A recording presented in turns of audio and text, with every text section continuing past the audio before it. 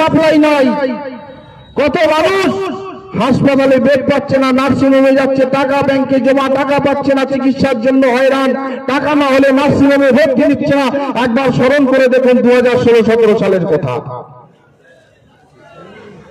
কারোর বাবা হাসপাতালে ভর্তি, ঔষধ কিনতে হবে, টাকা নিয়ে গেলে ব্যাংকে রাত 12টা 1টার সময় গিয়ে লাইনে দাঁড়িয়ে দেখছে 200-300 লোক লাইনে। আমিও লাইনে দাঁড়িয়ে পড়লাম, রাত জেগে কষ্ট করে মশার দিয়ে ঘামিয়ে, ঘুমের কষ্ট, খাওয়া নেই, লাইনে দাঁড়িয়ে আছি। যখন 10টা বাজলো ব্যাংকের কাউন্টার খুললো, 20 জন টাকা নেওয়ার পরে বললো আজকের আর টাকা নেই। আবার একটা নোটিশ ঝুলিয়ে দিল, আজকের আর টাকা নেই। আবার আমি লাইনে থাকলাম পরের দিনের অপেক্ষায়। আমি তো এখনো 140-50 জনের পিছনে। পরের দিন আবার দেখা গেল 20 জন টাকা নেওয়ার পরে বলছে আবার নোটিশ ঝুলে গেল, টাকা নেই। ওদিকে আমার নিকট আত্মীয় যিনি হাসপাতালে ভর্তি, সময় মতো চিকিৎসা করাতে না পেরে, ঔষধ কিনতে না পেরে, ভর্তি করতে না পেরে তিনি পরকালে পাড়ি দিলেন। এ দায় কার? সন্দেশকালীন মানুষের কাছে আমার প্রশ্ন, এ দায় কার? নরেন্দ্র মোদীর দায়, অবিশ্বাস দায়। তার অপদার্থতার জন্য শত শত মানুষ ভারতবর্ষে যারা সুস্থ জীবন যাপন করতে, তারা পরকালে পাড়ি দিয়েছে বিনা চিকিৎসায়। আর একটার পর একটা জনবিরোধী নীতি যখন রেল বেসরকারীকরণ করে দিচ্ছে, সারা ভারতবর্ষে বিজেপি বিরোধী যত রাজনৈতিক দল তারা প্রতিবাদ করছে, সার্জিক্যাল স্ট্রাইক করে দিয়ে বলছে দেখো ভারতবর্ষের সেনাবাহিনী কত মজবুত।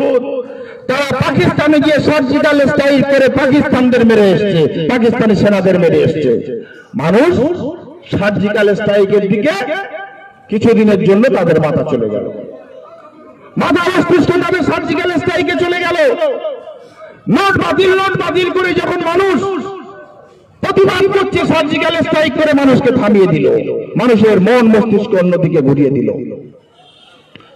তারপরে কি করলো?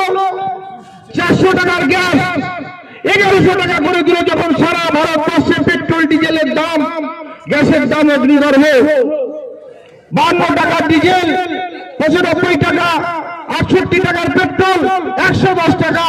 সারা ভারতবর্ষ জুড়ে সমস্ত রাজ্যে যখন বিজেপির বিরুদ্ধে, কেন্দ্র সরকারের বিরুদ্ধে প্রতিবাদে মুখর, তখন নরেন্দ্র মোদী আবার একটা বলল, লাদাখে চীনের সঙ্গে ব্যাপকভাবে তারা আমাদের হামলা করতে চেয়েছে, আমাদের জমিন দখল করতে চেয়েছে ভারতবর্ষের। ভারতের সেনাবাহিনীরা সেখানে বহন নিয়ে ছুটছে, সেখানে লাল ফৌজদেরকে মেরে আসছে বলে আবার এক নাটক মিডিয়ার সামনে তুলে দিল।